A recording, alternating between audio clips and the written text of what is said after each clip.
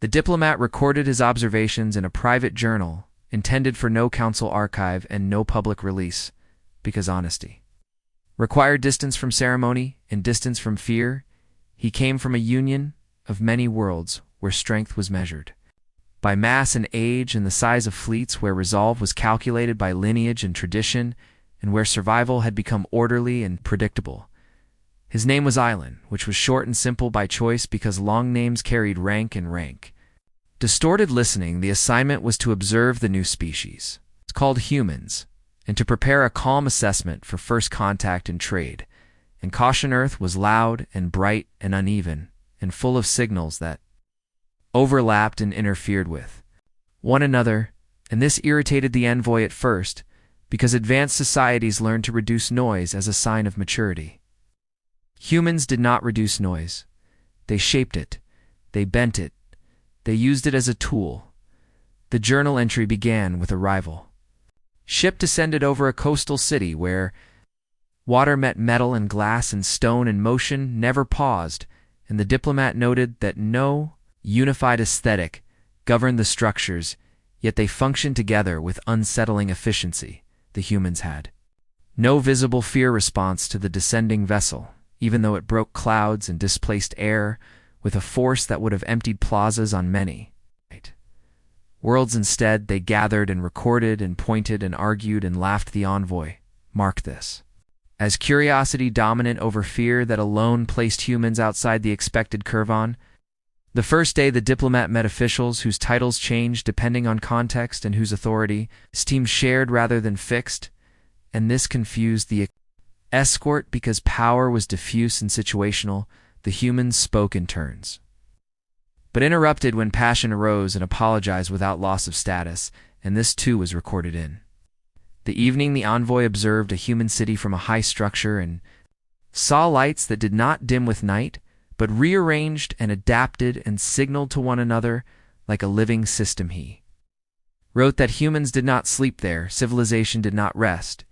It rotated on the second day. Demonstrations occurred not against the alien presence, but against each other about unrelated matters, and the diplomat expected security forces to disperse the crowd with decisive force instead. Humans argued loudly, held signs, negotiated with uniformed mediators, and eventually went home with unresolved feelings, and the city remained intact. The journal noted that humans tolerated internal conflict at levels that would fracture other species, and yet cohesion persisted. This was strength of a different kind.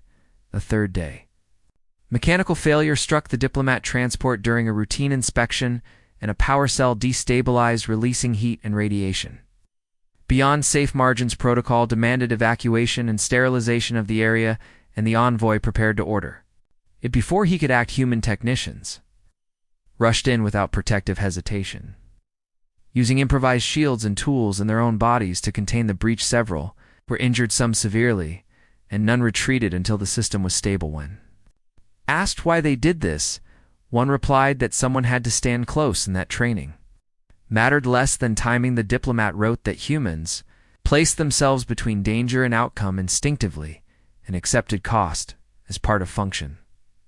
This contradicted every survival model used by the Union. The journal continued with stories rather than data. Human named Alan escorted the envoy through a research facility, explaining with enthusiasm how they tested materials to failure on purpose. To learn where limits live, Dallin laughed when a prototype shattered and said, "Now we know." The diplomat paused at that phrase, because on most worlds, failure carried shame and secrecy. Here it carried information. Another human named Mira spoke of disaster relief missions where humans crossed oceans to aid strangers with no shared flag or kinship. And she showed images of exhausted people smiling while covered in dust and ash. The diplomat noted that humans created meaning from suffering rather than avoidance. This was not rational by Union standards, and yet it worked.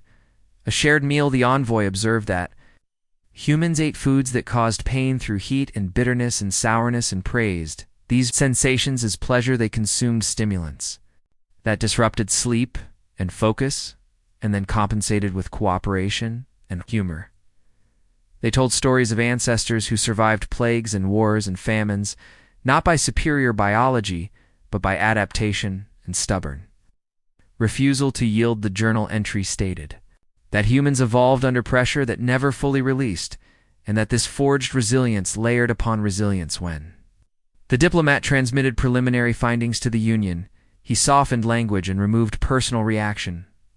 But the private journal did not soften anything. It said humans are stronger than expected because strength is not singular. It said they break and repair and break again and call it progress. It said they argue endlessly, yet align when external threat appears. Said they fear deeply, yet move forward anyway.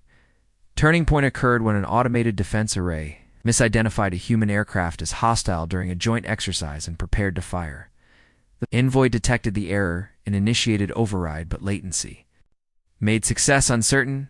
A human controller saw the same data and, without waiting, disabled the array manually, knowing it would end the exercise and likely end a career win. Questioned, the controller said, "Lives come first, and rules exist to protect." That order, the diplomat wrote, that humans prioritize ethical outcome over procedural purity. Many worlds this would be called weakness or instability. Here it prevented catastrophes. As weeks passed, the envoy felt an unfamiliar weight that he described as admiration mixed with uneased. Humans were unpredictable because they balanced reason with emotion and calculation with empathy, and these balances shifted by context rather than doctrine. Predictive models failed because humans changed the game.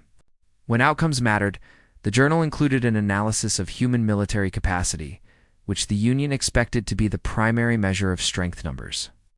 Where modest technology, uneven doctrine, fragmented yet humans compensated with rapid iteration, decentralized command, and willingness to exploit opportunity, they learned from defeat faster than others learned from victory. They turned civilian tools into strategic assets and cultural narratives into motivation.